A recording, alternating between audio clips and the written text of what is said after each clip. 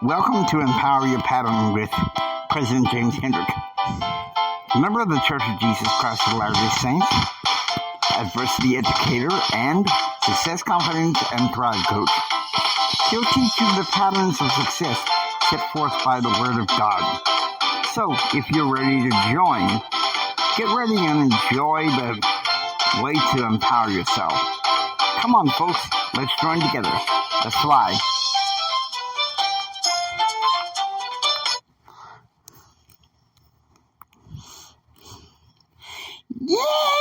Yeehaw! Welcome, Pattern Realm. Let's fly indeed. This is DBE 24, Blind and Self-Determined Part 2. Now, before I go with the second part of my story, let me say this. If you listen to the end of this episode, you're going to find a key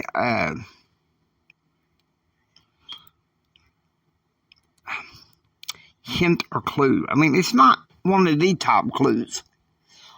It's a clue that is basically a connection to some of the other clues that have happened in this episode.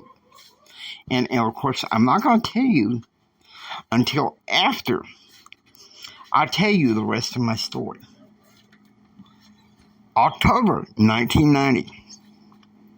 It was a Friday afternoon. I was called before a panel led by the school district of Ector County, Texas, and a caseworker from the Texas Commission for the Blind. And get this is what their beginning of the assertion is. We're sorry, James, but our determination is that you are mentally unfit for college. And I mean, I moped about this all weekend. I came to school, I told my vision resource teacher, and she's like,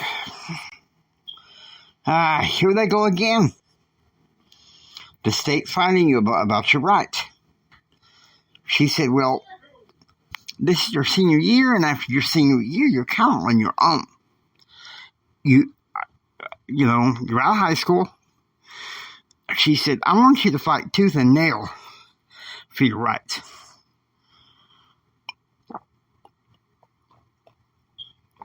Okay, so all through this, the state caseworker was telling my mother,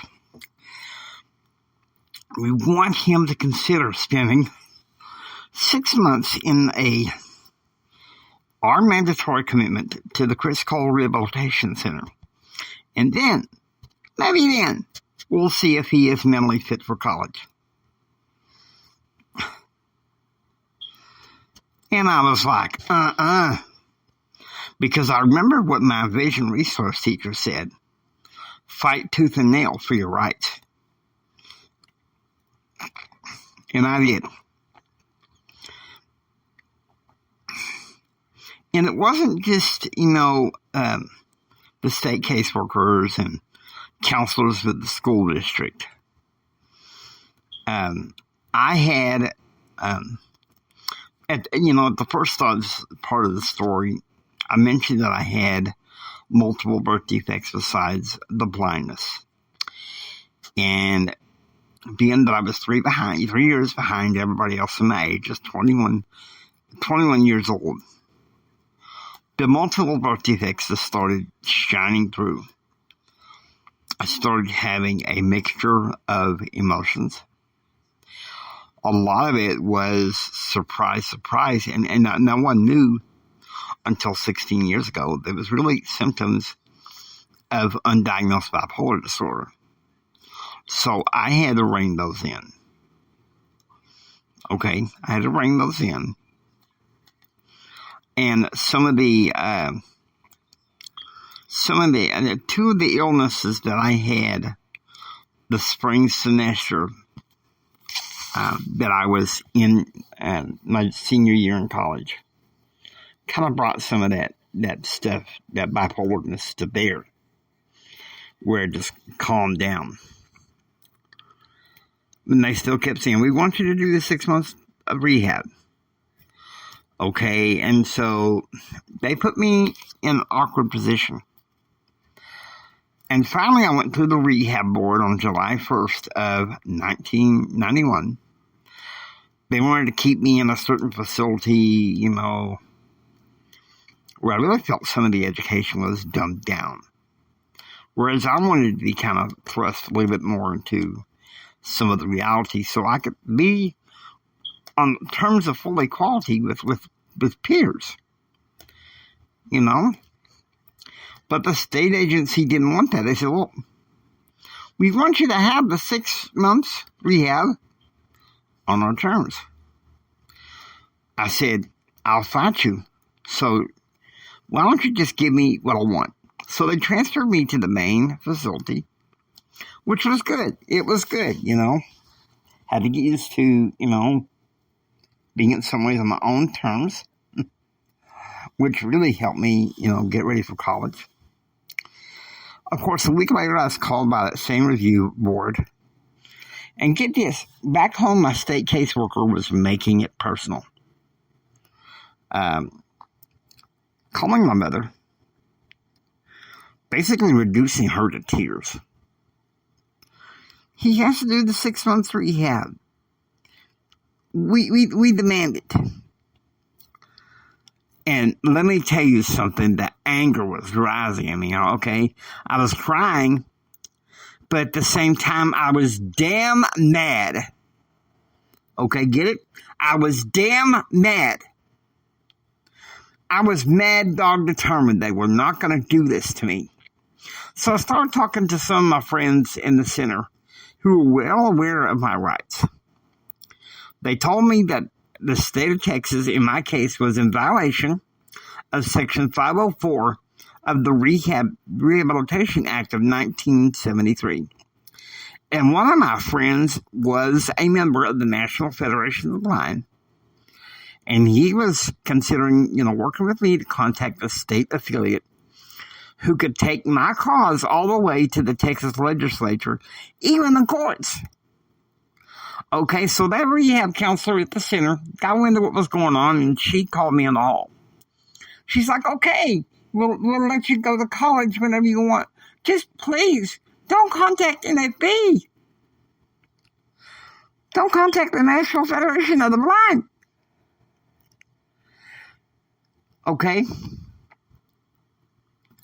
Now get this, when I was going to college, you know how when I was in grade school, at least the first 6 years, from kindergarten on, I was like, well, slow learner.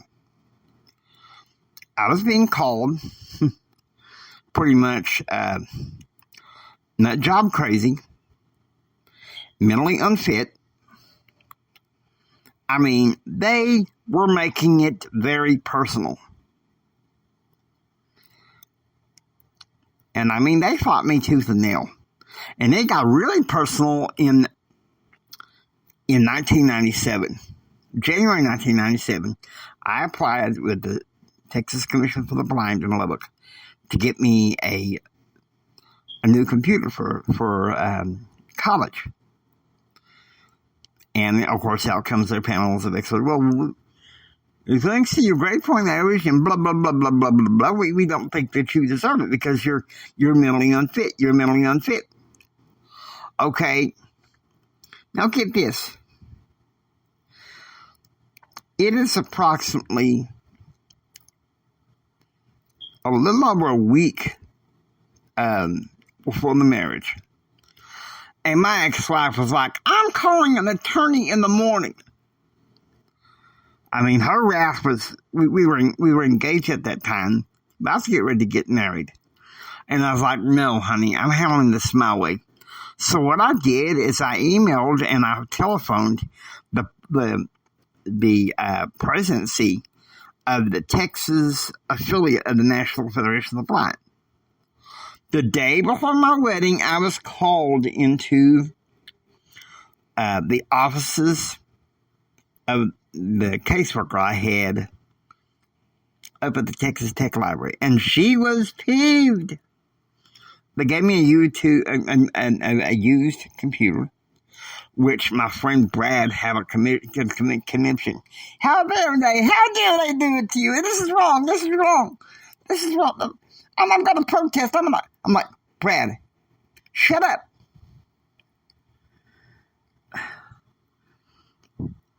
And I tell you something, he would not let that go. Okay, was it a good computer currently according to their standards? No. But it was functional. I used it to get through my undergrad and some of my paralegal studies. Okay, so there you go. There you go. All right? And they kept saying, mentally unfit, no way, you won't succeed. You'll never succeed. You'll never succeed. May 1998, I received my bachelor's degree in political science, minoring in mass communications. To the naysayers, I'd like to say this. All these negative naysayers from the time I was 4 on up till now. How do you like me now that I've descrambled the exits in my brain?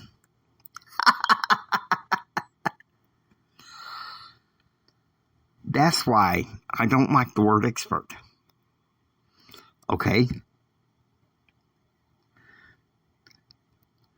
I don't know how many times I've had people tell me, well, you can't do that.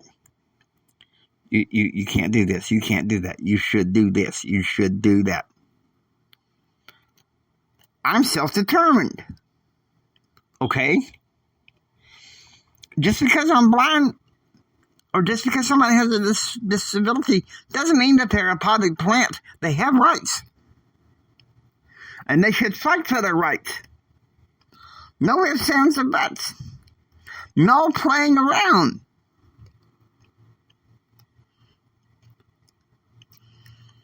And you know who is behind all that, don't you? You can't, or I can't. That's the devil and his degenerate culture. So I'm asking you to pray that God gives you enough self-belief and the ability to love yourself. That is the first rule of Pattern Realm. Never let anybody tell you that you can't. Why should you? You see, self-determination is a key factor to finding your homing device that is going to be an answer to your longing, okay? So I need you to understand this now, and I'll say this till the cows come home. Listen to me. All right? Self-determination is going to be the key to your homing device.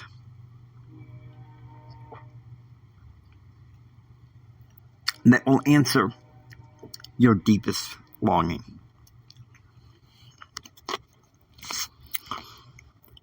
With that, I hope you enjoy listening to Empower Your Pattern. With that, I hope you enjoy listening to Empower Your Pattern. If you like what you hear, please subscribe. Become a part of Pattern Realm. Until next time, don't sit there and take it. Don't take this you can't, you should, you can't, you should. Don't take that. I want you to go out there and build your dreams so you can take it. Do what others don't so you can be what others won't. And do what others won't so you can have what others can't. Choose, act, and pursue happiness. God bless you. And remember this, from the bottom of my heart, Jimmy loves you.